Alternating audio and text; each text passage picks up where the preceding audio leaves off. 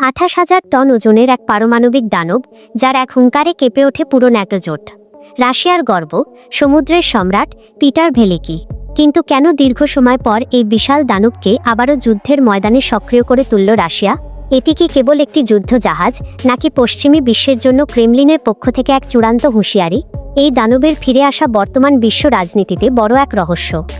Soviet আমলের এই বিখ্যাত কিরভ ক্লাস ব্যাটল ক্রুজারটি বিশ্বের সর্ববৃহৎ সারফেস কম্ব্যাটেন্ট হিসেবে পরিচিত।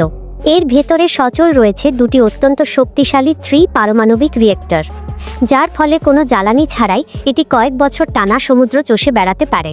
এই জাহাজের আসল ধ্বংসাত্মক শক্তি লুকিয়ে আছে এর ডেক এর গভীরে। সেখানে সজ্জিত রয়েছে 20 TP-700 গ্রানাইট মিসাইল, যা মুহূর্তের মধ্যে শত্রুপক্ষের আস্ত একটি বিমানবাহী রণতরীকে সলিল সমাধি দিতে সক্ষম।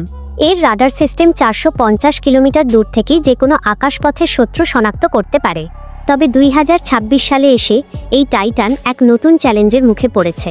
এটি এখন কেবল আধুনিক যুদ্ধজাহাজের সাথেই লড়াই করছে না, বরং লড়াই করছে তার নিজস্ব পুরনো প্রযুক্তির সীমাবদ্ধতার বিরুদ্ধে।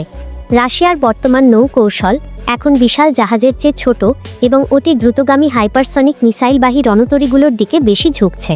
বিশেষ করে অ্যাডমিরাল নাকিমভ নামের নতুন আধুনিক জাহাজটি প্রস্তুত হওয়ায় পিটারের ভবিষ্যৎ নিয়ে নানা জল্পনা তৈরি হয়েছে।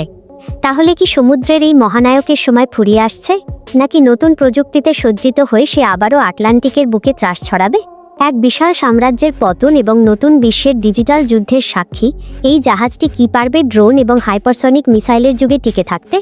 রাশিয়ার এই রণতরী কি পারবে তার শ্রেষ্ঠত্ব বজায় রাখতে, নাকি এটি ইতিহাসের পাতায় সীমাবদ্ধ হয়ে যাবে? শেষ পর্যন্ত কি ঘটে তা জানতে আমাদের সাথেই থাকুন।